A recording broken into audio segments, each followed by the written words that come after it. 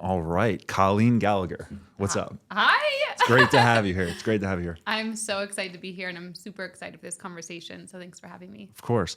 Yeah, I want to start with two things, right? So one, how do you define yourself from a, I guess, more career perspective? Because I researched you, I read through your website, and you do like 9,000 different things, all in great things, helping the world. Yeah. So how do you define yourself? And then I want to talk about the differences between polygamy, non-monogamy, monogamy, and open relationship. Totally. So I just kind of like to say, my name is Colleen. I feel like I'm this magical being. I don't know, in a lot of ways, but I had cancer at age 14. So I'm giving this for what I do. So I really have devoted my life to making sure as many people fall in love with life, because I was exposed at 14. It still makes me emotional that when you didn't live a life you loved and you couldn't live that life anymore. I witnessed as a young woman or girl, teenager, people's eyes, like what it was like. And I witnessed people realize that they were in marriages their whole life they hated. I witnessed people arguing in front of their kids about money that they couldn't pay for their treatment. Like, it was just this horrible feeling of like, you think love is this fairy tale, Disney. And so I just always wanted to live a life that I loved. So what I do, my company, Colleen Gallagher International, is a coach, a mentor, guide, course creator to help you create a life you love. I do that through digital marketing, money mindset, relationships. But the two reasons people come to me is either their relationships on the brink of, oh my God, blowing up, or they're really needing to find what does love look like for them. Those are the really two reasons. And they think that money maybe is missing, but they realize it's always love and relationships. So that's kind of what I do. I go on that story just so people get a full breadth of it. So now, how did you take that as a 14-year-old? Did you have a similar mindset prior to getting that information, or after? Did it really hit you like there's a lot more to life than people don't know? I think when you're 14, right, like if you think cognitively, like our brain doesn't know how to emotionally process. It's almost like if you were to like get in a massive car accident, like you're almost like, oh my God, what's happening? And it takes like time for you to process what happened in that massive car accident. Like, or even if someone dies that's close to you, like it's a process of emotionally moving through it. So it was a journey for me, right? And I wasn't until I left my corporate job. I was a sales engineer for a $23 billion company. I was in a relationship. It was the only guy. I really thought I was going to like marry him. It was my whole thing. I'm like, I'm going to marry this guy. I love him. I'm obsessed with him, whatever. And it was my only relationship like that. And it ended badly. And I, at the same time wanted to move across the world to New Zealand. I always wanted to live international. I didn't know I could do it alone and like all these things. So I moved across the world to New Zealand, and I did yoga and meditation for 4 hours a day. And this is where my first book came, Live Your Truth, and really my whole becoming of what does love mean to me. And my first year in business, I remember I called my friend out of the New Zealand airport and I said, I just want to go around the world and find out that love will always win. And I'm just so upset. What if I find out that's not true? Wow. And so that was back in 2018. Now we're here in 2020. And I feel like idea and love from 47 countries. I've lived in 5 countries. I've lived in 5 USA states. I feel like I've experienced many types of relationship, from beautiful to obviously unpleasant to, narcissistic. I was an emotional codependent, never like physical abuse, but I've experienced it all to really find like what does love mean. And that I feel like is the core of my company and who I am. Yeah, that's amazing. We had our previous guest he had cancer as well. Mm-hmm. And it's so interesting to hear the similarities, but we also spoke about when you travel and live in different areas, not only do you know more about love and more about different people, but you understand just the world on a different level, right? Yeah. When you're from a small town or you're doing the same thing every day, your brain is programmed in this loop of this is all I know, this is what's right. And the fact that you've had such a diverse life, you're probably so well equipped to understand so many different things that many people don't. Yeah, and because I'm 28, so I'll add that my age. I'm 20, so I'm still very young. Yeah, and still so young. Understand that. So I agree. And I think we just, especially in America, I feel like we grow up with this idea of what love is. Part of that's Disney. I think part of that's also like the adult industry that's like programmed, like you said, in us. And if you're in this small town, you're taught like the first person you love, stay with them as long as you can, or, do whatever. High school sweetheart. Yeah. Or, you're taught like once you're in a serious relationship or even a marriage, especially with finances, like there's nothing taught of like how to protect yourself as a man or a woman financially in relationships and in marriage. And if something's not working, you're supposed to stick it out because you made this commitment and no matter what. And that's the example to your kids and like all these things. And I just think we forget and we take for granted, like you could be diagnosed with cancer. You could have a massive car accident. And the life you're living, are you actually being the example of happiness, of joy, of fulfillment, like in the small things? Because that's what the future generation is watching. That's what your friends are watching. Yeah. And I think that's like the essence of love. And we can get into kind of what you said of, you know, polygamy and monogamy, open relationship. But I think that we think that love is just this like white picket fence or this very cookie cutter marriage of 80 years. And it may be that. That could be for some people. But I think that we are craving for another narrative because we also look at the statistics that that's not working. Yeah. And I think like love is growth, right? Yeah. I think communication and growing with someone, that's true love. I agree. Understanding what am I doing wrong? What are you doing wrong? And how can we learn from each other to make the perfect situation? Yes. You know? So this is a perfect segue to what I was going to say. So this is perfect. So I would say, just to answer the question, so there's one, you know, polygamy or polyamory, which I don't really fully understand because I don't practice it or don't know it. But from my understanding, it's you have multiple partners. Everyone has multiple partners and multiple times. It's like very just like open community of love. I don't know, like that's the best way I would describe it. I mean, I think there is emotional entanglements or like connections, but it's always like no one's ever owned. Everyone's free to do what they want when they want. So that's what I understand from that. I've open relating, there's, you know, different ones of it, but it's always like there's a security part of it where there's, you know, I don't know how many, I guess you, depending on the person, there's specific partners that you have a security with, but there's an openness to it of, it's not necessarily like we're just seeing each other. We could just be seeing each other. We could be going on random dates. We could, you know, a time in our life when we're doing distance. So I'm seeing someone while they're doing distance or, you know, there could be many ways to it, but I think there's still a part of security of there's this one person that I'm building, I have growth with, but there's also other energies around. And then there's monogamy, which my understanding is there, you know, there's two people and from those two people, you're really just committed and devoted to each other. And you're like a single unit. You become a single unit. So that's what I would really say about the three. And what are you into? I would say I'm really between, we were talking about this or some of this one here. I feel like I'm this way between monogamy and open relationship. I'm really in this hybrid. I don't know if there's a word. And I feel like it's not that I like multiple partners or multiple people. I'm someone who likes to have the security, like one person, me and them, we're growing. That's a big thing in my relationships. Like whoever I'm with, are we growing? And if there's a point when we're not growing, and it could be years. It doesn't matter to me. It could be 5 years. And this is a friendship. If we're not growing anymore, we lived our path in our life and I love you and I honor you, but it's time to move on in the most graceful and respectful way. So for you, where does the openness come in a monogamous relationship? For me, where it comes open, I would say is when I'm with people, because I'm an entrepreneur, and also people I date are usually entrepreneurs. So there's a lot of travel involved in that. And so no one likes to feel like, especially as an entrepreneur, I mean, for me as a young businesswoman, that you're trapped, that you can't go out to dinner if you meet someone, or that you can't go enjoy relationships, or you can't like go on dating apps and just like see what else is out there. Like no one wants to feel like I just wonder. It doesn't mean that I'm actively looking. The probability of me leaving my relationship, because like I said, it's already growth, is very minimal. Yeah. But it's always nice just to be like, what else is there? And could there be an experience? Could there be a friendship? Could there be something I could learn from? Could there be something I want to learn from this person, activate it more in my relationship?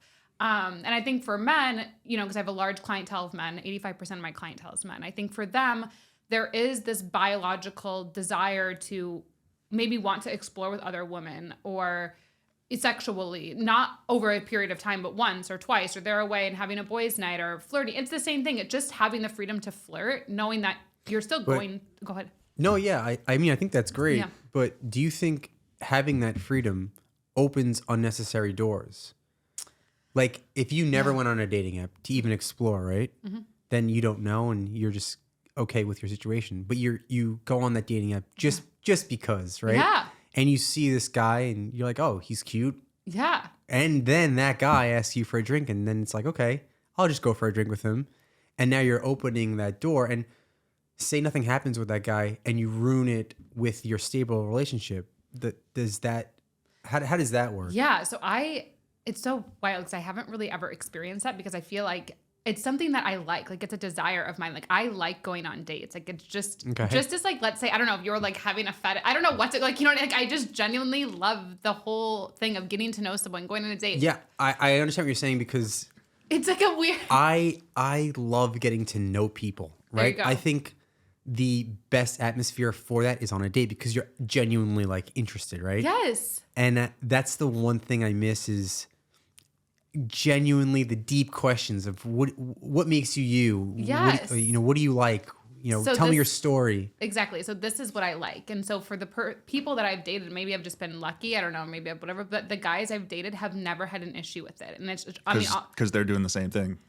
Not dates, but sexually. Right. Like they'll do a one night thing or whatever that it is. But it never bothers me because Never at all. No, I've never like been bothered by it. I always say like the agreement is very clear though. Like never bring it home, obviously. Like that's one, or like either party of it. And then some people they want to know, some people they don't want to know. What are you? For me, I would rather if they do it like I don't want to know and don't tell me. Yeah. Oh, it's all coming back to me now. I remember we were talking about this online for the party.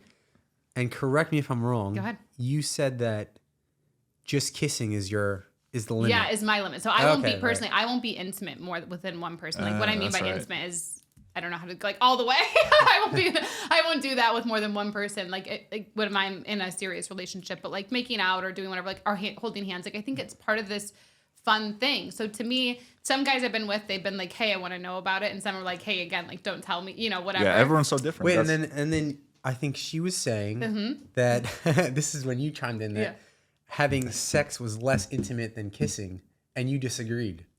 Right? I don't know if I said that. I didn't say that because I would say having sex is more. It's starting to come back to me too, but I think it had something to do more with.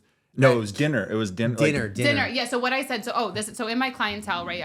I have a large clientele of men, and a lot of them. Some of them are monogamous. Some of them are more open, even more open than me. I'd say like they're probably more on the polyamory side, but I think what's important is that I would say how I've put it in my brain, because this is something I like. Like I haven't met someone yet, maybe I never will. I know that I felt like I don't want to do dinner dates. Like I feel like if I was in a relationship where I couldn't do that, I would feel like I'm giving up part of myself. Okay, and that's not something I feel like we're taught in marriage. You have to give up this and do that, but why? You should be able to have it all. Like you should be able to be it all and do it all. And obviously the person you're in partnership, not to intentionally hurt them.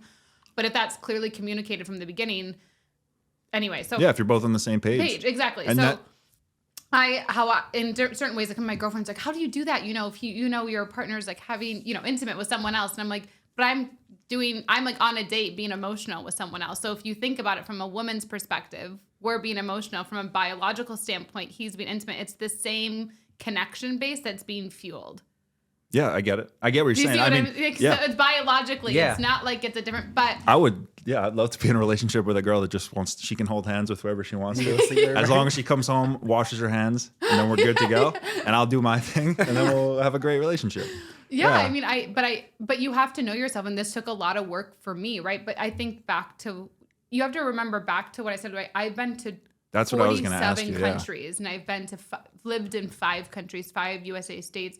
Maybe that's a bad thing. And I'm only bringing that up. Like maybe it's bad because I'm so like multi-versed or something like this. But I can entrepreneurs, we get bored really easily. That's why we're entrepreneurs. Yeah. You know what I'm saying? But I think that for me, it's always made my relationship closer. It's not like you're sitting there every week going on a new date. It's not like that. It's more just like, okay, they're gone, or hey, they're doing this or whatever. I'm going to go on a date. Or it's not like it's like we could be together and then I'm choosing other options. It's not like that. Sure. It's more of just like, it makes you grateful for the person you're with, in my opinion, more grateful, because it makes you like, if you're like, oh my God, I want to rip my head off at this person. And then you're like on a date and you're like, oh my God, thank God, like I have this person, or like you're, if you think like,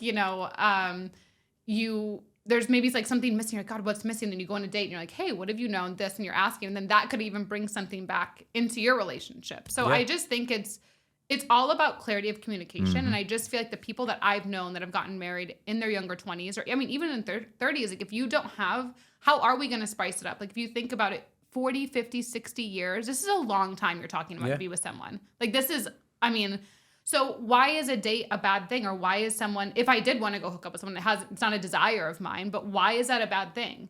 I'm still coming back to you. It's 60, 70. I mean, if you're really thinking about this is what we've said.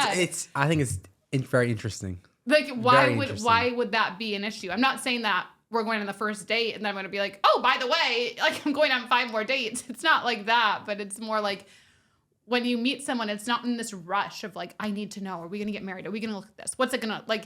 But now can that evolve over time? It does. So do you think there's a point where you meet someone and then your connection is getting so strong where you're like, you know what, I don't even want to explore this freedom to go on dates. I have had that a few times, Okay. but I think it's the fact that it's never felt like it was taken away from me. Okay. If it felt like it was taken away from me, I don't know if I would have felt like that. It was Okay. always this thing that happened over time. And there was 2 guys really with that. And I really just loved them and I really admired, but I still loved going out having girls' nights. Like, I think that's healthy. Like, I course, think no yeah. matter what, even in a strictly monogamous, Yeah. even if you're a dad and a mom and the whole thing's going, you should still have minimum once a month where, there's a guy's night, there's a girl, like, I think Yeah. Steve Harvey said it, and he says some amazing things. He's also a serial cheater, so you Okay. should take that with a grain of salt. but Yeah, he does say things that are pretty sure, of course. pretty great. And I think he said you should have one night that's for you and your friends, one night that's me and my friends, one night that's us with Yep. our friends together, and then one night for the 2 of us, and then one night I'm alone, one night you're alone. And the other 20, I do my thing with whoever the fuck I want. oh my God, he is wild. Yeah. That's No, funny, no, but I get what you're saying. That's Yeah, and just But- like if you have that structure of It's like you're saying, clarity of communication and guidelines, and Yeah. It's agreements, right? And I think that I feel why so many marriages are ending. I mean, you could say in America, but let's say all over really is there is no clarity on communication. Like, you know how many men and women, I can tell you, like, just from my line of work, want to tell their partner, like, hey, I don't want to hurt your feelings. Like, I just want to go out to a strip club with my friends, like, and just have fun. yeah. And they're so afraid if they say that to a male partner, like their partner's gonna be like, are you know what? Like, they're gonna think I'm not a woman anymore. They're not gonna think I'm not ladylike anymore. They're like, whatever that it is. And that's sad because your life, again, back to my cancer, your life is passing you by in something so small. Remember, this is someone you're supposed to be with for 70 years, 60, 70 years of your life. That is something so small. If he comes to you and he's like, hey, I want to have a boys' night, or hey, I don't know, whatever that it is, why is that a bad thing? Like, I think we're just so afraid to talk about it. But even in a research study done, it was a qualitative research study that was done throughout your life, even if you're married to someone for 50 years, they said, you will have a crush on 7 people, even throughout your marriage. Because Really? think of the people you're around, you naturally, like if you don't work together, right? You're going to be at work and randomly, if it's whatever, you're going to just be like, oh, that person's cute. That person's attractive. You're going to flirt. And why is that bad, though? I get like 7 a day. Okay. If I'm being honest, like anytime I go to the grocery store, I'm just crushes everywhere. So Everywhere. yeah, I just want to flirt with everybody. But why is that It's not bad? bad. Yeah. And I think like you said, it goes back to the traditions of our culture and what's been reinforced for all the years. I also think, how was I going to say, Joe? I don't know. What were you gonna say, I lost my train of thought. But well, go ahead. go ahead. I I'll was think going of to it. say, but what you're saying, even like there's a girl store and I have 7 crushes. That's really not monogamy. That's Right. open. That you're talking now monogamy open, because if you were to say traditional monogamy, like you want to flirt, that's great. Like it should be only me and me. Like that's what the Bible, you know what I mean? If you go Yeah. back, like what it says. So And what I was going to say, actually, so I think a lot of it has to do with like people kind of going off like dating apps and dating. Like people don't show their true selves sometimes ever. Like you're saying, until 10 years into marriage, and they're miserable for 10 years because they've been hiding like who they really are because they feel like, oh, I like this person. And if I'm really myself, they may stop liking me. And like, I think a lot of people fall into that trap. yeah. And I think too, like the pro actually was what I like about your dating app, even, let's say. So I think like with your dating app, it's nice because why is it bad if I'm in a relationship? You know that I'm with you. I'm living with you. I'm going home to you. You know I'm on a dating app. There's no threat. It's literally just fun, meeting, connection. If that's something you value, not everyone values that. Some people Yeah. are like, want to be on video games, but they could be flirting on video games and you just don't know about it. Like it's the Yeah. same. We all do it. We just don't really want to talk about it because it's awkward to be like, well, I don't want them to know I'm flirting. But like, it actually makes the relationship healthy, because if you are in a serious relationship, you should be honest. You should have trust. And again, if I say 50, 60, 70 years of your life, the minimal problem, like if your biggest problem is you flirting with someone or you going on a date, you're not going to make it through 70 years. Yeah, and I guess I guess that brings up a really important question that I had is, okay, so say you go on these dates, right? Yeah. Do you have, is there a self-control thing where it's like, okay, I know that my boundary is making out, but I'm making out with this guy and he's really hot. Do you allow yourself to expand that, or do you have that hard cut line of no matter how attracted I am to this person, it's just making out? And is that your line or like internally or something you promised your or partner. communicated. Oh yeah. It's more of my line. I think my partners that I've had, they probably honestly wouldn't care if I did. They'd be like, whatever, they would, because they feel so secure in their relationship. They know I'm not going anywhere. But that's an interesting thought. I've never, like, if I'm single, obviously, if I'm feeling the vibe, sure. I totally do it. But I've never, maybe this is like the woman heart, I don't know, but I've never been in a scenario where I've been with someone where, like, I'm, have a serious person that I'm with and then I'm on a date and that it has inspired more out of me. Okay. I guess if it did, I probably would. I don't see, because I'm very, like, in the moment, whatever. I don't see why I wouldn't. And, like, I know that, the partners that I had, they would be like, whatever. Like, they would probably be like, oh, tell me about it. Like, they would be like, it's so interesting how different humans are. Just so interesting. And you never know. Yeah. Sometimes those 2-for-1 appetizers are flowing and you're feeling real good. Get a little hand holding, you get a little kiss, and then shit just pops off and you can't control it. It could. Like, I feel like words would get me. Like, if I looked into a woman's eyes and I was like, listen, you just have the most beautiful eyes ever. Yeah. And then, like, watch her face just melt. And it's like, oh, I'm in there. I can do whatever I want now. Yeah. I don't know. I've never had it happen like that, I guess. Like, when I've been with someone, maybe it's just more, like I said, my heart's been in that place, so I haven't attracted it. Like what you said, like, the more that I've been, like, the more my heart has grown towards someone. But I don't like to rush things, because I believe that we're going to be here for a long time. I'm 28. Like, I mean, I'm not someone who's like, we went on the first date, now we're going to get married. Oh my God. And here's what's happening. We're living together. Like, that is not me. Like, I really like, which is so unattractive. Yeah.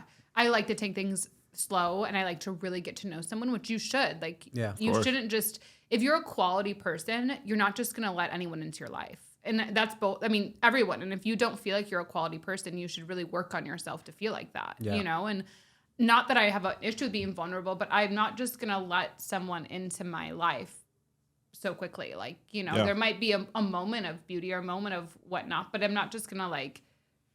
And I feel like anyone that you would be attracted to has that same kind of energy where, and whether it's like just strong beliefs about that stuff or, hard boundaries where they're not going to give their full self to you either. So it takes a very special type of person that does a lot of work on themselves and is very self-aware and looks into all this stuff to even consider doing some of the relationship stuff that we're talking about. Yeah, and we should probably talk about that too, because I want to say I was not like this, like I have to think in college, I was like so jealous. I was a girl that was like, I still always like dated a lot of people. Like I remember one time, this is kind of funny, I was at the bar with my girlfriends, there was like 5 guys there I was dating, like all this thing, and I was like, you guys dating all 5 of them. They're not like intimate, but like they all like me, we all like why wasn't like, Did they all know? Well, we kind of found out that like, they kind of knew. I think I was always like that. Like, see, that's what, like, I feel like I always was kind of like that. It wasn't a secret, but yeah, a couple of them knew that I was dating them or whatever, but there was still one main. there was still one. Do you have one right now? A main part? Okay. Yeah. We'll get into that. But that was like in college. I remember like, oh my God, I have 5 guys here and them dating. We were like laughing. I was like, oh my God, we got to go around. But it was like funny even. Like, I mean, that was not serious time in my life. That was like whatever. But, college, yeah. But I was still like, even then I would get like very jealous, arguments. I didn't know how to have conflict resolution. Mm-hmm. Arguments were World War III over everything, very dramatic, Did you drink in college? Yeah, I still drink, but not like college. I mean, I went to Michigan State. Like, I was definitely. Well, because we talked about that yesterday where it's like alcohol just makes everything so much worse when it comes to that type of stuff. Yeah. So, I for anyone watching, like, I don't want you to think like it just became this person. Like, this came through a lot of, trial and error. But even the boyfriend I talked about, it's funny if he'll ever watch this, but anyway, like he was like, I know probably, but I love him so much. He was he like activated, I feel like, the true Colleen. Like, I never really could be that person. And that's why I love men, because I feel like they activate this part of women that we can't get without men. And then I think women do beautiful things for men too, but it's just, so anyway, I remember, I was traveling for work and I was out and I was in North Carolina and there was this PhD researcher I met, and I found he was really fascinating. My flight got canceled, so him and I, we got 2 separate rooms. My room was his and his, but I love where this is going. We were gonna go out, so I'm obviously, but I was like, hey, I've got to call my boyfriend. So I call my boyfriend, I'm like, hey, just so you know, like, whatever, like, I just want you to know, like, are you okay? Basically, like, I mean, there's nothing that's like, my flight's canceled. It's kind of whatever, but I'm letting you know. He's like, no, I honestly trust you and I want you to be happy, and like, I think this is like someone that's good for you to have in your network. And he's like, and if you do drink and you decide to hook up, like, go for it. Like, I know you're like, and I was like mind blown, right? Because I'm like, this is like someone I thought it was like I could like marry, and this guy is being so nice about this, and he's not making me like what you said. I felt like if he would have said no, I was like a part of me is dying. You would have wanted to do it more too. But yeah, and I didn't that whole night. Like, I mean, he probably knew that. He probably is a smart dude. And so go fuck that dude. I don't care. Yeah, exactly. And so he literally, like, he was like, but I want you to have a good night, because I have this like dire need inside of me, like what you're talking about, of just connecting. He was this cool research. I don't want to get into it. He was just researching this cool thing, and I was like so excited. And I was like already just moved to Houston, and it was like, oh my God, of course, like let's go out. And I'd never been, and like it was just this cool thing, and it was such a cool night. I still remember it. No like weird flirty vibes, just genuinely like two cool people. And if you're strictly monogamy, you could have never done that. Mm-hmm. So let's dial this back then. Yeah. Does this excitement for all these connections, right? What was your family upbringing like? Do you think it stems from that? You know, can you give us a little more insight into, you know, the early days of Colleen and how that's, you know, how the Colleen of now just loves connecting with all these different people. Yeah. So, I mean, I was an only child, and I was born to two parents who were attorneys. They're very, very intelligent. We're like very close. Like, we were in our group chat every day we talk. It's not like that. And I always had like a good amount of friends. Like, I was always busy. I did basketball. I was a good student. Like, there was nothing like really abnormal besides the cancer. Like, I guess like if you look at it, but which actually in a weird way turns out to be a huge benefit in life in the long run, because it gives you such a beautiful perspective. You know? And so, but I think kind of when we're talking about, I didn't even think about it like that. A conversation I remember with that boyfriend who I literally was like, I thought I was going to marry, and like the whole world, like that. I never felt like that with any guy before.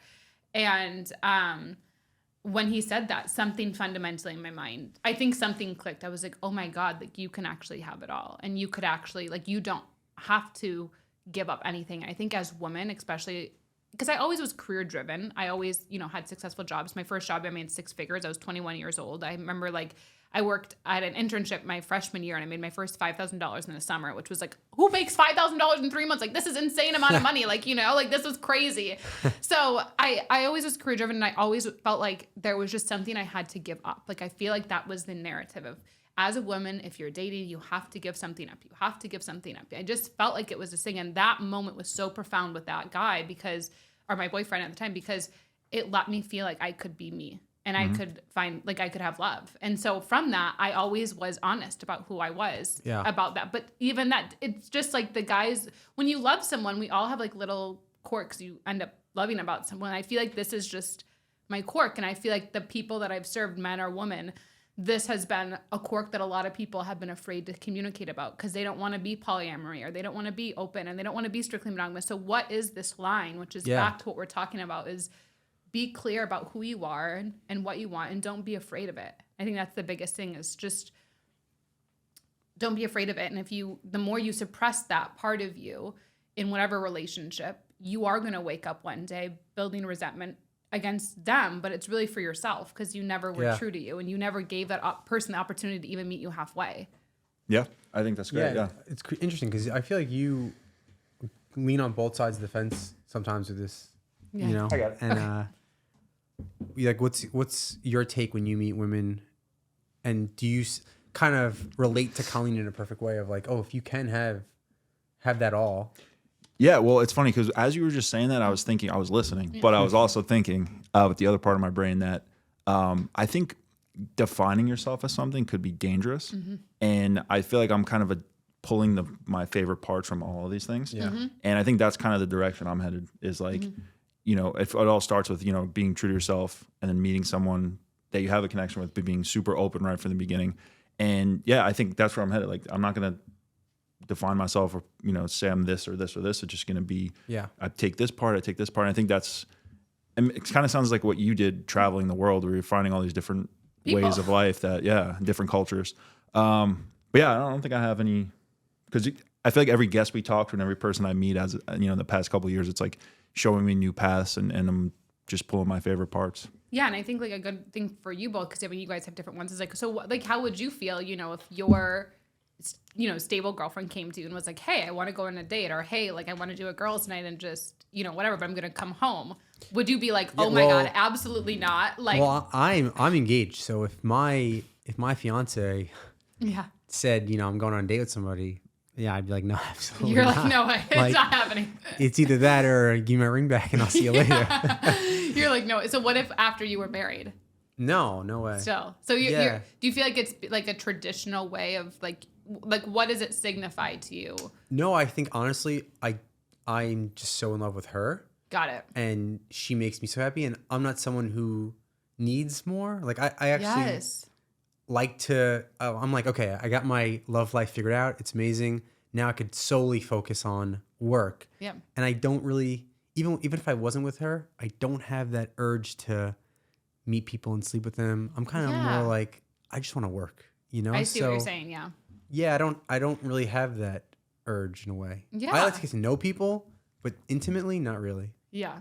That's like, but see it, but it's so personal. Like, do you see it? Like, and Yeah. that's what I think I like about your guys' app and I like about this conversation is because I don't think there's one way. Like, I don't feel like your love is wrong. I don't feel like your love is wrong and my love isn't wrong. Like, they all, Yeah. the love I'm in definitely is like, we were saying the other day, like, I feel like I'm in the best relationship of my life right now. Like, I'm so enamored and Yeah. enjoy. And like, it's like, I've never felt so like enamored by someone or so like lit up and like, oh my God. But it's because I still feel free.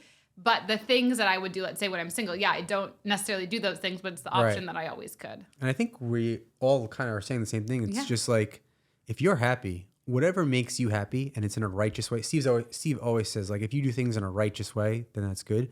But if you're happy in a righteous way, then why does it matter what anyone else thinks? Why, like, that's it. You're Yeah. happy. Yeah, and I think going back to your question, like for me, I think the older I get, the more experiences and the happier I am, like with myself and by myself. Like the less jealous I would be, the less like it's almost like, okay, do your thing if it's gonna make you I happy. encourage her. So she's a high fashion model. So cool. she is around male models, you know, older creepy guys trying Yeah. to marry her, and I'm just like, yeah, go do your thing. Thing, Like, you want to yeah. go for a girls' weekend? Yeah. Knock yourself Yeah, out. if I was in a relationship and growing, I'd be like, fuck, get that. So go. she's Do actually in your thing. Australia for 2 months, and I'm like, yeah, like, Do your thing. just have fun. But that's still, you're still operating, you're not open really to myself, but you're still operating out of strictly monogamy because most monogamy would be like 2 months. Are you crazy? Like, you know, like that Yeah. narrative would be like, you're out of your mind, you know, when it's, I just think it's a different narrative of love. It's not. She has her career and she's doing it and you're being supportive of Yeah, that. and I think to your point, Yeah. say she was away, and I started to feel like, oh shoot, I need something around. Yeah. Then I'd be like, oh, you know what? Maybe this isn't for me. I have to reevaluate. But the fact that she is away, and I'm like, yeah, good. I'm good. Like, I Yeah. don't need anything. It reassures me. Like, oh, I know this is for me. The right thing. Yeah. And I think if you meet maybe a right person like that, it's there. But I just, what I love about this conversation, and I think it's important to walk away is you have to know yourself. Cause I think even you, like, this wasn't like you just walked out of the park and this is the first relationship you had and it was like this. There was lots of things you go through. And so Oh, we went through such highs and such lows. yes. And I Yeah. think that's another thing I want to touch on is that just because let's say you're in a monogamous relationship, let's say maybe with someone who's more, I can't speak on polyamory because I've never done it, but you know, open, no matter what type of relationship, you're always going to experience pain and hurt. Yeah. Even with marriages who have been together, like I said, 50, 60, 70 years, you naturally hurt someone when you're, and it's not on purpose. It's not like a thing, but there's just things you do when you make our own decisions where it hurts the person we're with. And so I think we also have this false narrative that if we're just with one person, we're going to experience less pain in life, which isn't necessarily true either. Yeah. Yeah, totally agree. Did you have something you want to add to that? I did not. Okay. See. So I was going to ask you, so what would be in all your travels and living in different spots, what would be the thing that would seem the craziest to like the average American that works really well for the other culture? Yeah. Well, there's a couple, but I think my craziest story, I lived in Italy. I lived in Sicily, Italy. Hopefully one of them watches this. They're going to laugh. But there was 2 guys I was dating. I always feel like it's like the fight between the masculine and the feminine. I always feel like this with men. Women, we're like, God, can't we just get a man that's like balanced? It's so hard. Like, Jesus. But anyway, so I was in Palermo and there was a guy that I was dating and he worked nights or whatever, and then there was another guy that lived in Catania and he worked days. Oh, And perfect. Oh, shit. they literally, but they knew about each other. I mean, it was like totally normal. Like literally, they would be like, "Hey, I'm sending her to you." Like literally, it would be like. But I wasn't hooking up with the one in Catania. Only the one. Was in there like a Palermo. baton exchange? No, I wish. It would kind of been That'd be funny. No, cool. it was just more like whoever had the baton was their time, no matter what time of the day it was. It might. I don't know. It could have been like that, but it was. But She anyway, was the baton. Yeah, I was. It might have. Yeah, but it was like this. I think it was more they just wanted to make sure I was safe because I was there with a couple friends. But it was like more of just a safety. We don't want her to like leave hating our country or feel like we're these crazy people. Like it was more like a caring. But when you were there, like, yeah, I mean, God, it was like normal. You'd be with one man. He's like, yeah, my wife's at home. I'm going to this thing. I mean, even the Italian woman. I mean, it was like that was like a whole nother thing I'd never even experienced in my life. We call that a gumad. There we go. It was, that was like, I'd never experienced something like that. And I think like in Thailand, I did this moon party, and I can't say like so much with dating, but this moon party is just like, I mean, it's like when it's a full moon, everyone gets, I mean, it's a whole ordeal. You would think it's once a month, but you'd think it's like Christmas here. Like I mean, beyond anything I've ever experienced. And so everyone's doing this new moon ritual or full moon ritual and whatever. And that's like a whole different experience. What is that? It's just like everyone's kind of worshiping. I don't want to say worshiping because I don't know the right wording because it's not my culture, right tradition, but there's a acknowledgement for the full moon and what that means. But is it like a sex party? I wouldn't say a sex party, but it's more just like a gathering. I guess an intimate naked gathering. I would say like an intimate exchange. It doesn't mean that there's sex always, but it's like clearly an exchange of energy. Some are, but I don't really know what to call it. Because in America, I think it's much more like fast, penetrative. This, like there, I mean, I was just an observer. That was like, oh my God, something I'd never quite experienced. There's a movie. Have you ever seen the movie with Jason Sudeikis? What is it called? It's called like The Last Orgy or something? Yeah, The Last Orgy. I watched it for the first I haven't time. seen it. Oh, it's so good. Okay. Yeah. I wouldn't say it's so good, but it's fun. It's a terrible, cheesy Jason Sudeikis there you go. movie. But that was a whole different, thing. I just recently went to the Middle East. I went to Israel, Jordan, and Egypt. That is definitely much more, I mean, I don't want to say completely conservative, but definitely more conservative than... See, I felt Tel Aviv was the most liberal place as far as socially I've ever been. I shouldn't say Israel. I should say Jordan. And I went there, but Jordan and Egypt specifically were more... traditional. Okay. I feel like I went to Jerusalem. I didn't really visit Tel Aviv, so Jerusalem was a little bit more. Okay. Yeah. Yeah, reserved, but Tel Aviv is probably like a little circle that's just crazy, and then the rest of it's very conservative. I've heard they have the largest gay pride parade in the world. Yeah, so I wasn't there for that, but anyway, but I could definitely say like something like like that was much more conservative. New Zealand and Australia, I think they have like similar, but it's different there. There, guys and girls won't go up to each other in public. They'll only do it through an app or through whatever. So really? Actually a good place for you to Hannah look. always says that Fresh Rounds on You would be great in Australia. Love that. Yeah. They it's really weird. Men will not go up in public to women in Australia. It's a very really. I feel like men are so confident in Australia. I know, but it's just a thing. So anyway, so that was that. New Zealand, I think, is a little bit more conservative. I think, but I think I think Texas is more conservative than LA or New York, Do you think that like if you visited all these places, but let's say didn't live, like what was the average duration that you in each place that out of all my countries, out of all the countries, probably like on average the days, if you had it's a lot of 40. So let's say like maybe 4 to 5. I guess if you're taking but 47 countries, you're dividing by 5 countries I lived in. So if I'm taking those 3.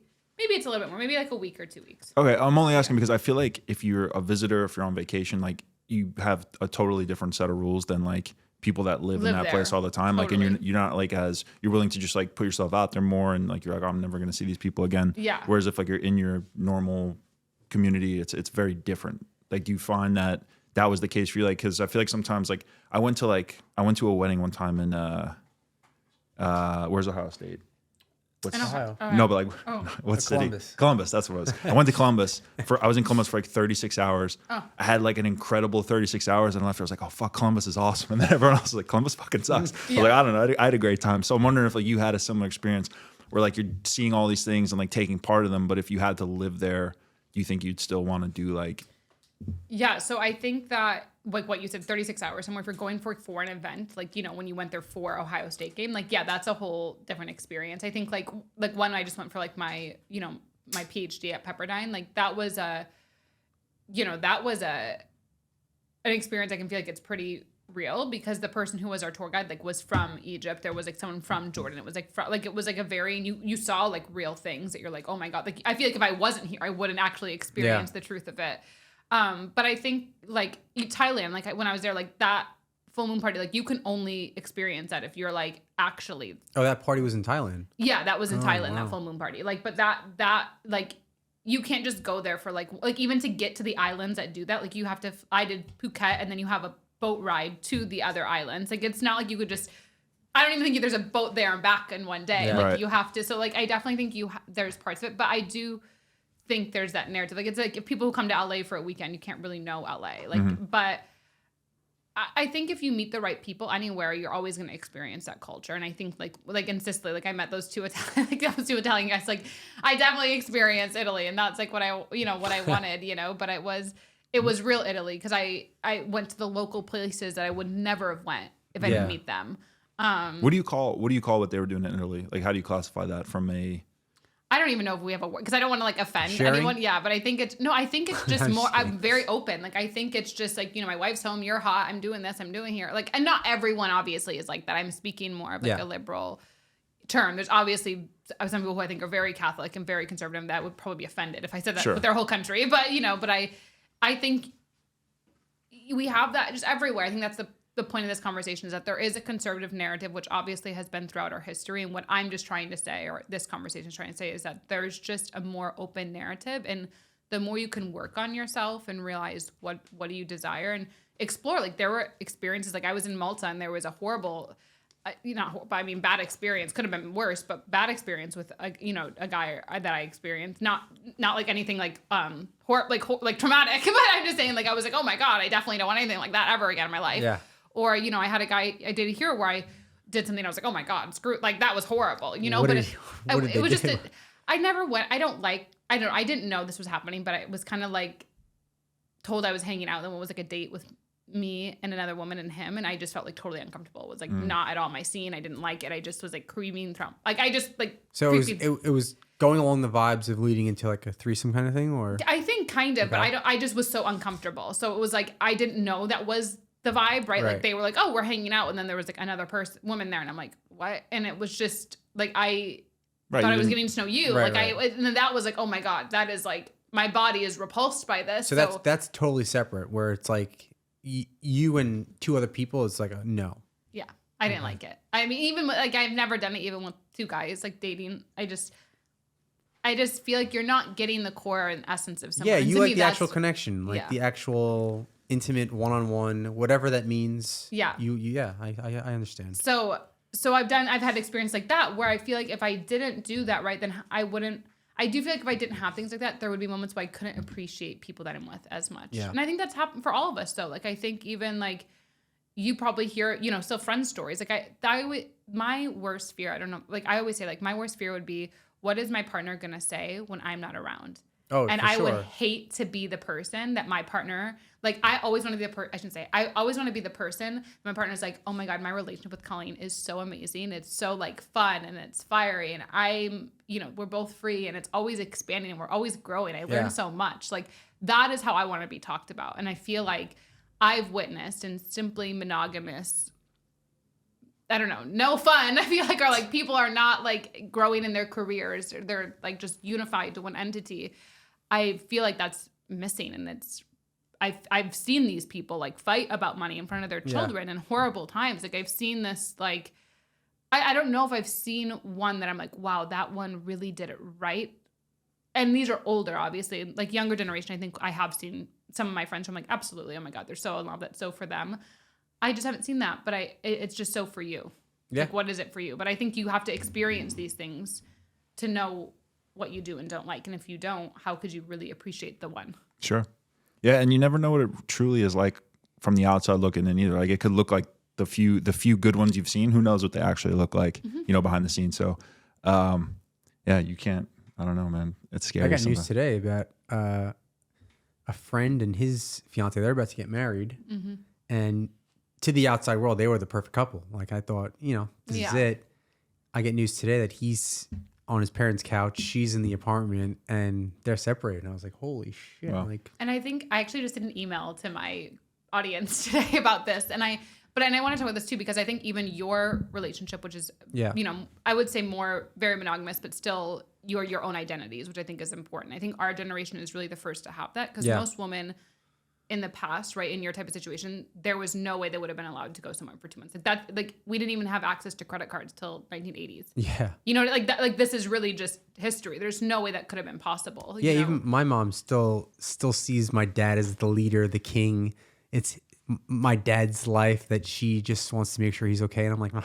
Yeah. Like, so I wrote in my email, you know, I think that it's important to know that every relationship is going to have conflict. Like I said, every relationship is going to have pain, whether you're in polyamory, which is not for me. Like I said, that thing, whether you're there or you're in strictly, you know, you're the only person where, you know, there's no other energy or flirting or whatever. There's always going to be pain and there's always going to be conflict. The quality of your success in your relation, or the opportunity of your success, is how much can you manage conflict resolution. And I think what you're saying, like this couch thing, I don't know, but I think there's a lot that comes with suppressed emotions. Mm-hmm. It's just suppressed desires, which is what I'm saying. Like, why is it bad? It should not be bad if your partner comes to you. If you are really together, like, I want to go out and have a girls' night and I want to flirt, whatever, I'm going to come back. If a guy too, like I used to be so jealous and be like, are you crazy? Like, what are you doing? Like, you know? Yeah. But then I got over the fact of like, let's actually think about this. Like, and I had to run the scenario in my head. Like, if I'm 70 years old, do I legitimately think, like, and this is not a bad thing if that it is, do I legitimately think that there's never in 70 years of my life going to be a time where I have a little bit of a crush on someone just because of whatever I'm doing in my career move, or there's going to be some hot guy that I want to flirt with, or that, like, let's put it on me. Like, are we going to be serious about this? And is that unreal for me to think that that's never going to happen? But most of the time, if you ever see those memes where the wife's up looking over at the husband and he's dreaming, and she's like, I wonder who he's fucking dreaming about. And usually he's just thinking about like football or something. Yeah, it's not like and that. I would say that honestly, from experience, 90% of the time, that's actually what it's like. So men, I was gonna comment something. So men, so I do agree with you what you said, but I just feel like we just have to change that narrative, because I think it's whether it's women or men, like either one coming, I think we're ruining longevity of actually love. Like, there's actually real love in some of these relationships, and because someone can't feel like they're free to just do something so small, it's not even ruining your relationship. It's not ruining. It doesn't mean you're devalued. It doesn't mean anything. Like, it's actually going to grow you closer. 100%. But because that's not allowed to be talked about, now you just lost. Yeah. But most people, myself included, like most people just can't logically think that through, right? All the time. Yeah. Most people don't get that. And then also people that do get it, so you still have emotions. What do you mean by you? Like, no, like, cause I'm very logical and I think things through, and I think the same way, but like I would put myself in that. I think that was great. Right. But at the same time, like, I'm a human being that has emotions all the time. Yeah. So it takes like a strong person who is self-aware to be able to overcome those emotions and not like lash out or act out or do something stupid because they're overrun by their emotions. And if there is an emotion, like if you do feel jealousy, it's not wrong. Like sometimes I'll still see them, I'm like, oh, I kind of feel jealous, and I just make it funny, like I just make it cute, and they're like, really, that's cute, and then they'll right. Like, and make how it many hot. people can do that? Make it like very sex. Well, I learned to do that. Right. Yeah. Yeah. Very like, rare. Yeah. My mom does that. My dad was on the phone the other day with some telemarketer, and she sounded like this young, pretty woman, and my dad's all smiley, like flirting with her, but like, you know, going a little too far. And my mom just watching him. He gets off the phone. She's like, "Yeah, are you kidding me? Like, like, come on." And you know, she didn't make a big deal of it, but she was like, "All right." So enough. I would have done in that situation, like, right, I always like to make things hot or spicy. I've been like, "Oh, really? Like, I feel like a little bit jealous. Like, what are you gonna do to me? It's like repay me for having to observe that." Like, I would say something like that. Yeah. So you take the power back to make it hot again. Like, I'm not gonna let this negative emotion ruin my partnership, because it's not like this person just went and stole money. It's not like this person just went and like stuck their penis in front of somebody in front of me. You know, like, it's not like there was like a serious threat to my relationship. So why don't we just make it funny and turn the attention back to me? That's a great way to look at it. I never even thought about that. And it doesn't mean that your emotion's not valid. Like, like I've been at the thing where I've been like, oh, I feel jealous, or like, you know, I want you to go happy and do that. I feel a little bit sad tonight, or feel whatever. Like, I'm going to watch this movie. Like, just be honest in communication. And a true partner is going to be like, I support your whatever emotion, or I'll, it just, we have this illusion that if we don't talk about what we're feeling, that it just makes it better, when actually, when you talk about it, and not explosive, like I said, like I've done that before in my life, but this is the work of, you're hearing me. I mean, hundreds of thousands of dollars in personal development, which is why I believe in coaching and mentorship. You know, experiences that I've put myself in that it wasn't, you know, like I said, whoa, this is too. Also, in small towns, coaching, mentorship, and therapy is taboo. But as you get into places like LA, New York, other big cities, you see that kind of everybody needs coaching, normal. mentorship, therapy. You don't know the things you're suppressing, and once you find them out, you grow so quickly, and you're like, oh, how was I not speaking about this 5 years ago? Like, how was I living with this? So back to growth, right? What's my number? And I think you have to know this. What are your values? And you should know this in anything. What are your values in life? What are your values in your relationship? My number one value is always growth. If I'm not growing in this moment or this experience, I'll always say no to it. You know, that's number one. Number two is an adventure. I have a thrill for adventure, right? That's just like we could listen to me and know that that's true. That's a value of mine. So if someone who's not adventuresome, that's probably already not a value. We're not gonna, we're not gonna work. Another, like leaving an impact, leaving a legacy, like it's another value of mine. Like you have to know what are your values so you can. It's a very entrepreneurial list you just gave, you know, and I think when it comes to growth, I think people get very intimidated when they hear about self-growth, right? And if they simplified that and just thought, okay, I can control of being a better version of myself today than I was yesterday, and how simple that is. Whether if you read an extra 10 pages in a book, you're smarter today than you were yesterday. Totally. And if you just simplify growth, it becomes so less intimidating. But people can't do that. Yeah, 1% better every day is what I like to say. Yeah, exactly. And the other thing I want to go back to, though, what I thought was important in what you said, because I actually changed a lot on this. So I was really like driven as a young, career woman. And I was like, oh my God, woman rights, da da da. Something you said I really liked, though, but I liked what you said, but I actually believe in it. So I did this whole class, actually, and it was on masculine and feminine energetics. And it was basically how do you go from like girl to womanhood. And it was one of the most powerful classes I'd ever done in my life. It was like a almost $3,000 course, but it was amazing. And I learned about something, and this changed my life, and I hope it changes whoever's listening, is that we want masculine, it doesn't have to be men, but masculine in a relationship, we want them to be the leader. And it doesn't matter. And I'm not saying this is not like a dominating, I mean, we could go there, but this is not like a dominating control. Not a servant. Yeah, but you want a man no matter what. Like that is part of the role of masculinity is to be a leader in the relationship. Like you want to be led as a feminine. And so when I learned this, I was like, oh my God, I was the one that was like mothering. I was like making sure like, are you doing this? Are you taking me to dinner? Are you doing all the things? I'm like, that's like his mother. Like, and I was like, oh my God, that's not feminine at all. Like instead of like what I just said of like he talked, like, why did you just talk to the phone on the phone with a person like that? Mothering. Why would I do that? Why wouldn't I just drop into my feminine even more to be like, hey, that was really like, whatever. Like, why don't you, or maybe jealous or whatever. I said like, why didn't you come over here and like, take it out on me or something like that. Like that just makes it so like hot and juicy and fun. And that's what's missing, I think, in a lot of relationships. And I think that's a great point of how the app works, right? In the sense that, we always try and get feedback from women specifically, right? And I think one of the big responses we were getting is that, just because women want to be equal to men doesn't mean that they don't want men to lead, to say like, hey, these are the date plans. This is what we're doing. And it's not saying that they're superior, but it's like, oh, you care. You're putting in the effort to lead me to this date. That's amazing. You're courting me. Yeah. I want to be courted. That's how it should be. Even if you're gay or, like transsexual, like this is masculine, feminine, just, you can translate it, but there is like nothing hotter, right? Like how hot is it for, I mean, sure, every once in a while, but men, how I'm like, hey, we're going here, be ready by this time. Yeah. It's just not as hot. Like, I'm not trying to be like, I don't get turned on saying that. Like, I don't think like other men are like, sure, like they'll do it, but it's not like, it just isn't, I don't know. It's a natural order. Like I believe in exactly what you're saying. Yeah. Like, again, it's not like the female is the servant or like it's just they're what less woman equal. Doesn't want to be told like, I made reservations here, like look hot, look cute, whatever that is. Like what? Surprised, excited. Yeah, like what woman doesn't want that? You know what I'm saying? And it doesn't mean like for birthday, obviously, like or random things. Like I think women, we do it in different ways. Like, oh, your back hurts, I made a massage appointment for you, or we do it in different ways. But like what you said that, and you're thinking of like the leader of the household. Like I still believe, and the older that I've gotten, I still believe that the masculine is the leader of the household. It doesn't mean that the feminine is not just as important. They are in many ways, but I'm saying like the leader of where the direction of things are going, because otherwise as a woman, you are going to be like the mother in the relationship and you're going to feel like your husband is a son, not a partner. That's perfectly said. Yeah. I was going to say something about, and I think, telling someone the date details is more of a confidence thing, right? Even if Steve and I were doing something and he was like, I don't know, what do you want to do? And I was like, I don't know, what do you want to do? And we went back and forth.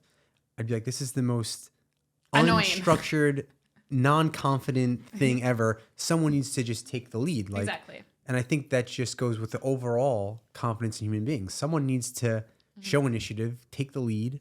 And I think, like you said, it's great that a masculine could do it and a feminine is attracted to it. Yeah, and I even like back to the example of your mom. Like, this is kind of funny, but I'm just saying, like, even like I took the masculine, if that was really happened, like if you were, well, like, not, it's kind of a weird example, but if you were the guy and I was like, I heard you and I was like, say, flirting with this woman and we'd been married for however long, and then I took the masculine role of like, oh, that kind of made me jealous. Like, come over here and show that on me. Yeah. And then now that gives you the opportunity to lead. Yeah. I'm not demanding you like you're my child, or I'm not like I'm not unintentionally emasculating you. Because I always say like, I'm jealous. Seriously, what are you doing? Like, I am emasculating you a little bit because you were just being free. Yeah. And so I kind of cut you instead of like longing that to come back into me. So it's a polarity that can always shift, but it's really important. But I think overall, like, it's important that men know how to lead, know how to direct. Like, there's nothing hotter than men like grabs your hand and is like, we're crossing the street, or like opens your door. Like, that is still hot. Like, that is just, and there's nothing hotter when a girl's like,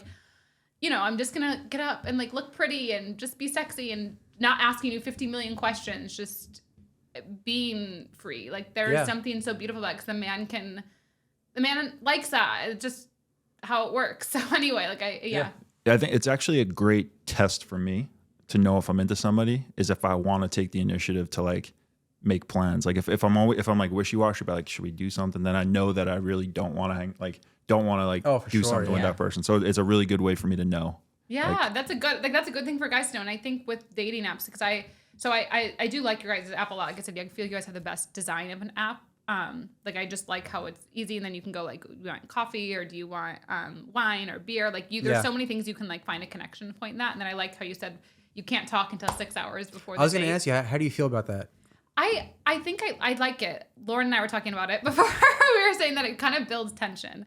Like, it grows tension of like, oh, I have to be curious. I have to do this. And that's always hot too. Like, think about it too. If you're talking all the time every day to your spouse, this is why also I like going on dates. If you're talking all the time every day to your spouse, which is nice, or a partner. Yeah. But like, it's nice to just be like, okay, I'm not going to talk to you for hours. Come out on a date. And like, it just builds a little bit of tension. Like, it just builds up polarity. Not that it's like, not that you need it, but it's just a little spicy. Yeah. Like, I just like it. It's like fun. Yeah, and it's funny because some people would give us a little pushback on that. Yeah. But then once they had the app downloaded and had a date, they were like, oh, this is so exciting. Like, I can't wait to text this person in a couple of days. Like, I want to text them. And it kept pulling them back to the app to see the countdown. Yes. And I think it builds that psychological tension. Like, oh, that's exciting. There's mystery. There's this. And that's missing, in my opinion, in strictly old paradigm monogamy relationship. Like, I think even for you and your partner, like, you're engaged, like, her going to Australia, it's good. It's building polarity for 2 months. You know what I'm saying? Like, because you're like, oh, okay, a week to like whatever. Like, and then you're like, oh my God, 2 months. Like, I'm so ready. Like, I can't wait. Like, that's exciting. That 100%. Adds like to miss fun. Somebody.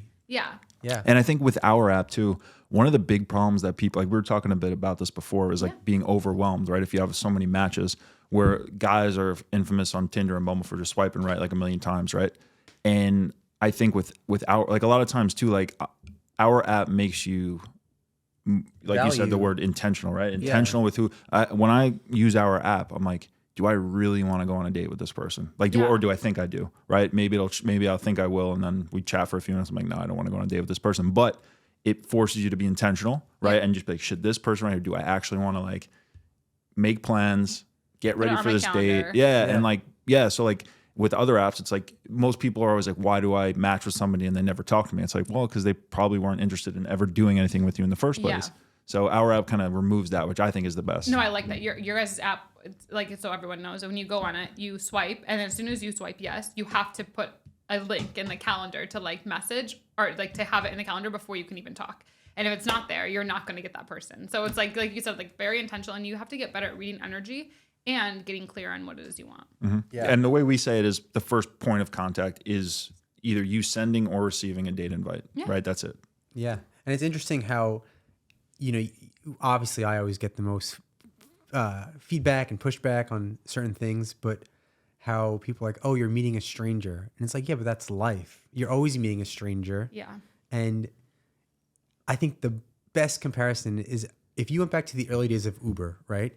And said, hey, some stranger is going to pick you up. They're going to know where you live and then drive you somewhere. It's just the two of you in a car. You'd be like, I'm not getting in that car. Like, are you Totally. kidding me? And now It's normal. literally everyone Ubers And because now they know. And I think the other thing that's important of what you just said to acknowledge is that I talk about this a lot with my clients, is that it's also important to know, like, you are meeting up with a stranger. So don't expect someone to give their whole life story to you. Like, I just, we talked about, like, I'm not going to just give you my whole life story in a one meeting. Like, and I think it's important to realize you are meeting up with a stranger that you have the intention to hope there is love or anything. Yeah. A friendship, connection, yes. networking. And that should always be why we go and say hi to anyone, because that's like our biology is to connect. And so whether it's dating or this, like, we always want to return to love. And obviously we always hope for the fairy tale of the best thing ever, but it doesn't mean it's going to happen. And if you think about it, spending the rest of your life with someone, you shouldn't expect it. And you shouldn't want that to happen in that quickly, because that means you're not really thinking of the quality you're bringing or the quality someone else can bring. Yeah, most people are just lonely, right? And a lot of people, I should say a lot of people are lonely, and as soon as they get any like semblance of a connection, it's like, oh, this is the person for me. It's like, no, you're just lonely. Yeah, and to that point, so there was a study done, and it said that 90% of actual connection and attraction did not happen until the people met in person, right? So you could have these people that say, oh, I want to text for a couple of weeks to get to know somebody. So all you're doing is just wasting time because you're not going to know if you like them or you're attracted to them until you get the feeling of emotion. And that's just biology, statistics. That's how it is. So you could try and be as safe as possible and try and, see if they're the perfect match through the phone, but that's never going to happen. Totally. You just need to be present. That's kind of what humans are supposed to do. Yeah. Yeah. And I hate getting to know someone through text. Like I have too much shit to do. I don't want to be on my phone any more than I already am. You're always going to be disappointed because you're going to be so excited that you're going to build them up to be the perfect person. Mm-hmm. And then you're going to meet them. And no matter how great they are, it's like, oh, but he's not as funny as I really thought he was. Yeah. Because you don't know. And that's the danger of making someone the one, which is why I think monogamy is very dangerous, of making someone the one your whole life, because you always need to have your own identity in life. And I think it's a very scary place when either party loses their identity in someone. And I think the great things about relationships, though, is that when you have that security, you are building memories with someone through good and bad. And there are going to be moments when you have, I won't say weakness, but obviously you go through challenges in life and you have that person there. Yeah. And I think that's the beautiful thing about having stability and someone there. But the scary part is that when that intertwines, where you lose each person. Yeah, I know. I agree. Wait, so just looking at these. Yeah.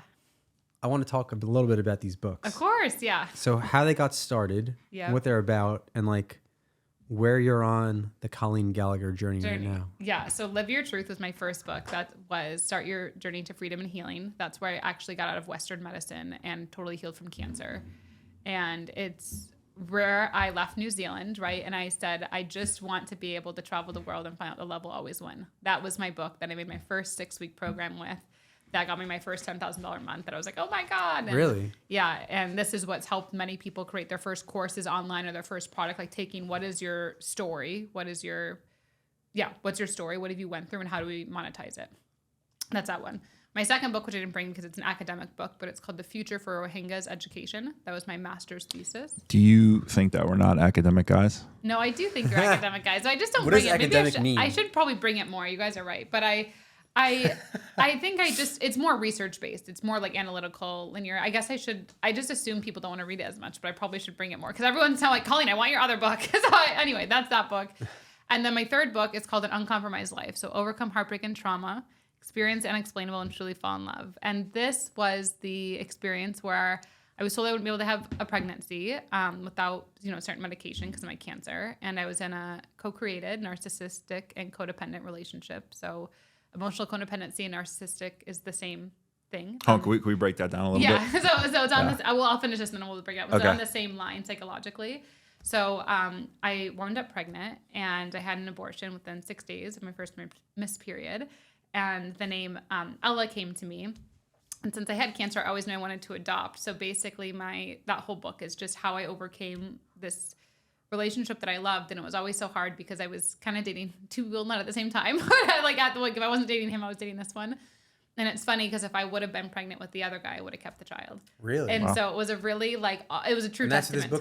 That's what this book's about. It was about that whole experience of going through a traumatic, a relationship where you loved someone so deeply, but they couldn't be who you needed. And you knew that it was the guy's being because I wasn't dating the other guy at that time. Like it was like literally like it was like if we were dating, then okay, hey, we're taking a break because we got mad at each other. We're dating. Okay, hey, we got mad at each other. Like it was never a crossover at the same time. There's nothing wrong with that. If there is, it just wasn't in my. That's so interesting. Have you sold the movie rights yet for this? I'm going to. So that's really? so yeah. That's the next part. Is that book becoming a movie? But it's a beautiful story, and so anyone, especially because we just went through everything with the pandemic, if you've experienced loss of any kind, I go through how to connect with the other side and how to connect with whoever you've lost, especially cancer, just a child, anything like that. So anyway.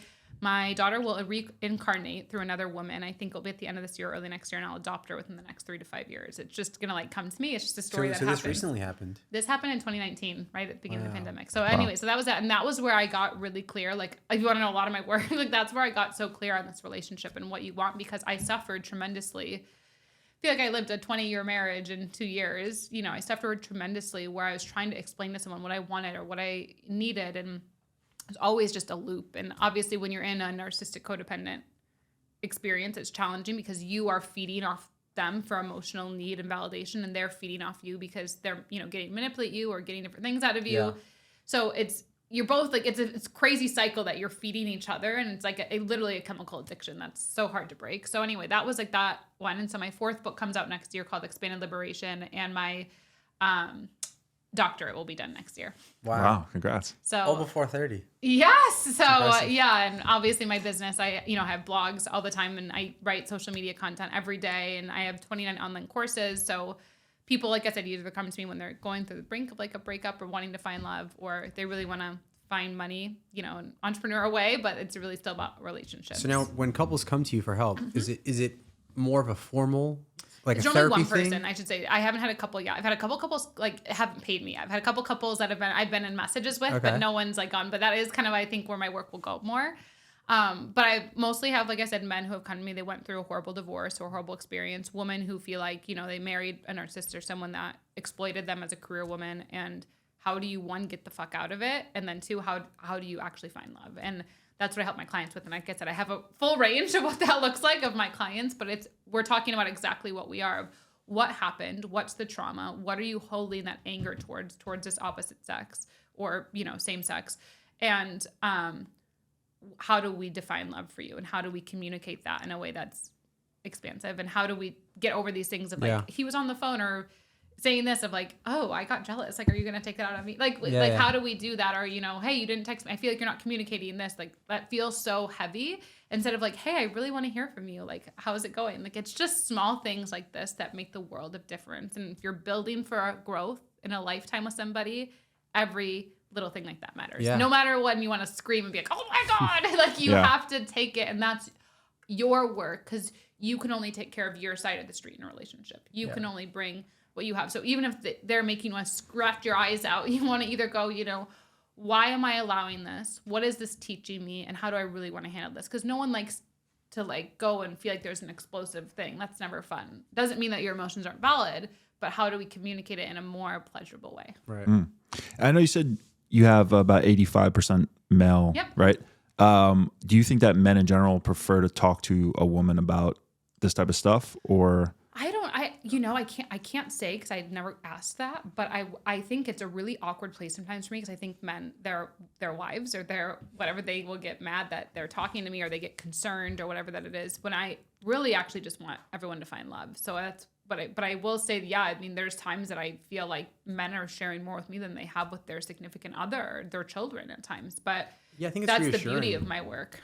I think it's reassuring, obviously, if you have an issue with your wife and you're speaking to a woman about those issues, they can give you such a different perspective that's non-biased. Yeah. And I think it's just so reassuring, and you could actually learn. Yeah. Instead of, if you talk to a guy, maybe subconsciously you're he's just agreeing with me, or if he's not agreeing with me, it's because he's jealous. And and I think, guys, I can say this with women like myself. I can say I've learned this. if a man that I'm dating goes and tells one of his friends something, like if he asks for advice, that guy is going to purposely say something because he's trying to get with me. Like that is like for sure. I can like get that's another tricky part. And so I think what you said is important. Is if you're committed to love, whatever your love looks like in relationship, I think it's always important to have a non-biased opinion. It should not be someone that's, involved, because the best thing in my opinion, the thing that you should always strive for in any relationship is that when that person's not in the room, you should be ecstatic and so proud of what's happening in your relationship as you would want them to be of you. Yeah.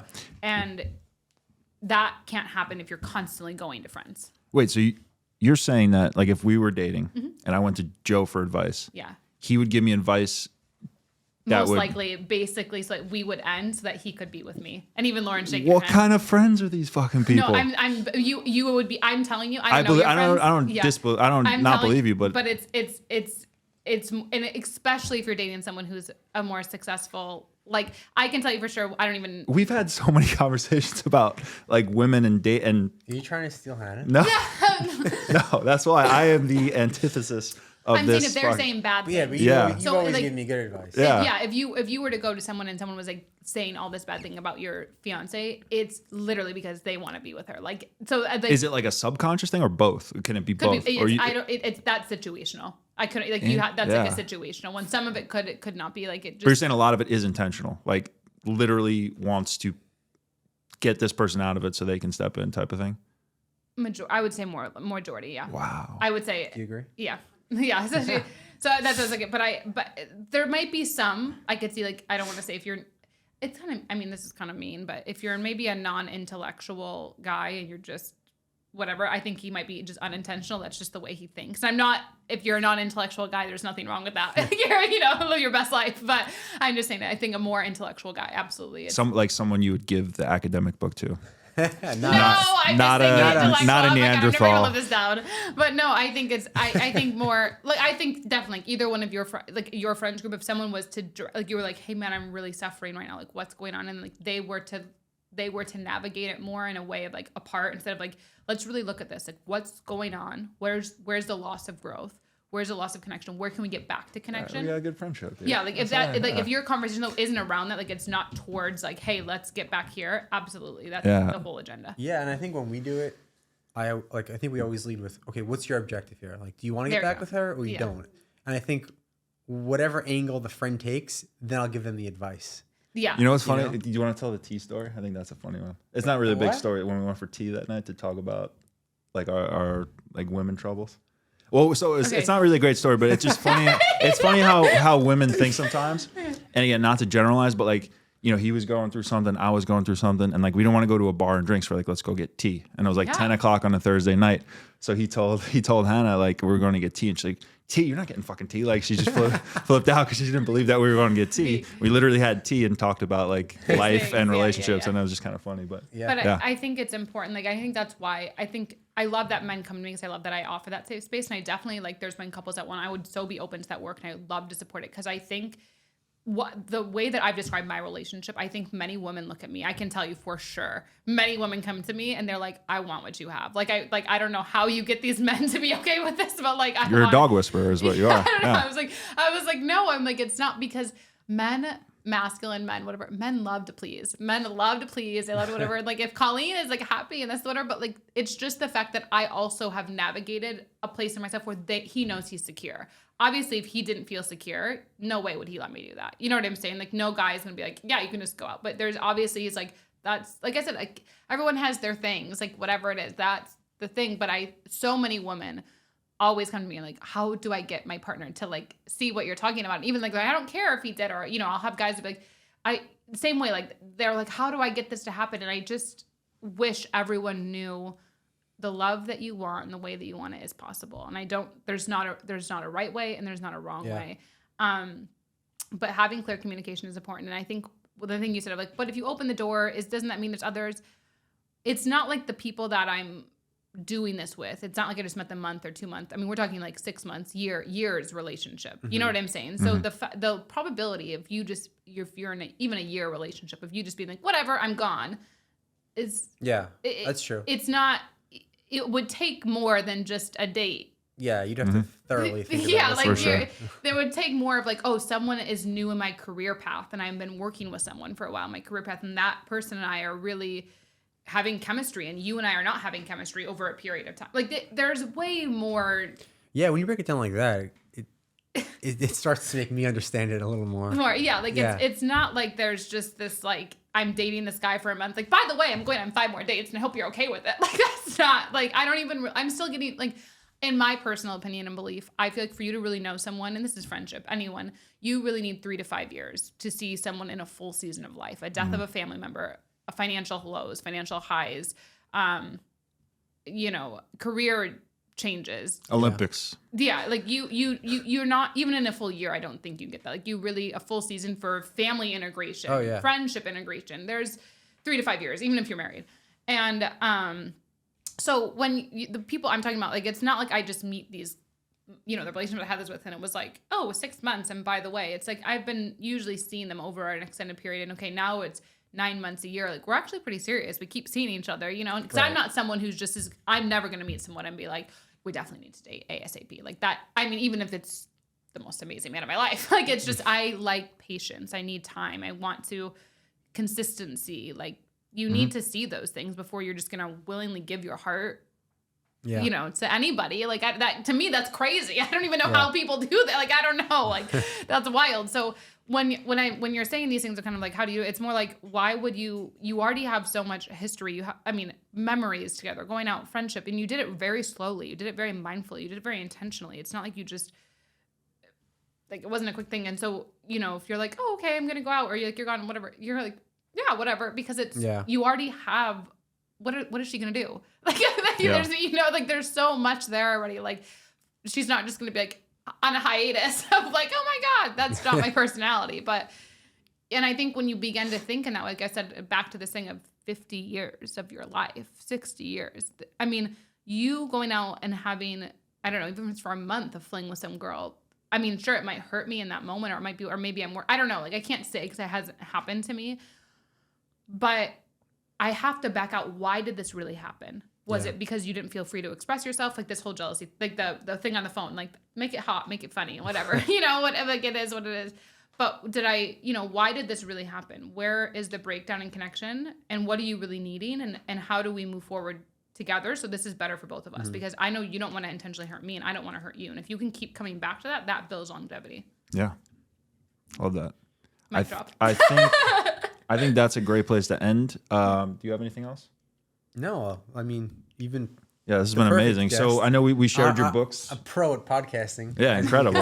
Incredible. No, thank you guys so much for where having else can me. people find you, and anything else you want to share? Yeah, so my social media is the Colleen Gallagher anywhere. My website, colleengallagher.co. And you guys will be on my podcast, The Colleen Gallagher. So you guys have to tune in. So Can't wait for that. Yours will be out way before ours is. yes, but it'll be epic. So I'm so grateful for you guys, and thank you for making an app to help people find love. I think it's just the most sacred thing in the world. And so I'm so grateful we have people like you doing it and having these conversations for people that are in the middle of nowhere wondering, can it really work, and can love be possible? So thank you.